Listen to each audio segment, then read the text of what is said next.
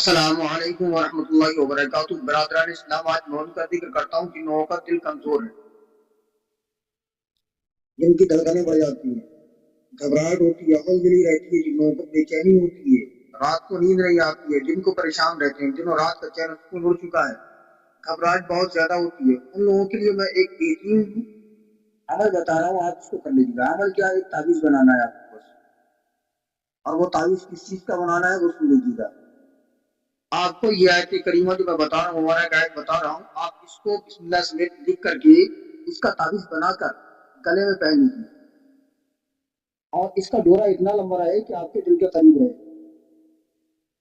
دوستو، اس مقدس کلام کی برکت سے پروردگار آپ کو یہ دل کی جو کمزوری ہے اس سے نجات عطا فرما دے گا پروردگار، اور آپ کے دل کو مضبوط بنائے گا۔ یہ گھبراہٹ، ہولدلی، بے چینی ہے نا، اس سے پروردگار آپ کو چھٹکارا عطا فرمائے گا، اور دل کی تمام بیماریوں سے پروردگار آپ کی حفاظت فرمائے گا۔ اب اس میں کرنا کیا ہے آپ کو دوستو؟ اس میں آپ کو یہ لکھنا ہے: اعوذ باللہ من الشیطان الرجیم، بسم اللہ الرحمن الرحیم، الذین آمنوا وتطمئن قلوبهم بذکر اللہ، الا بذکر اللہ تطمئن القلوب، بذکر اللہ، الا بذکر اللہ تطمئن القلوب۔ اس طرح سے لکھنا ہے، بسم اللہ کے ساتھ اس آیت پاک کو لکھنا ہے، اور لکھ کر کے تعویذ بنا لیں، اور تعویذ بنا کر کے اس کو گلے میں پہن لیں۔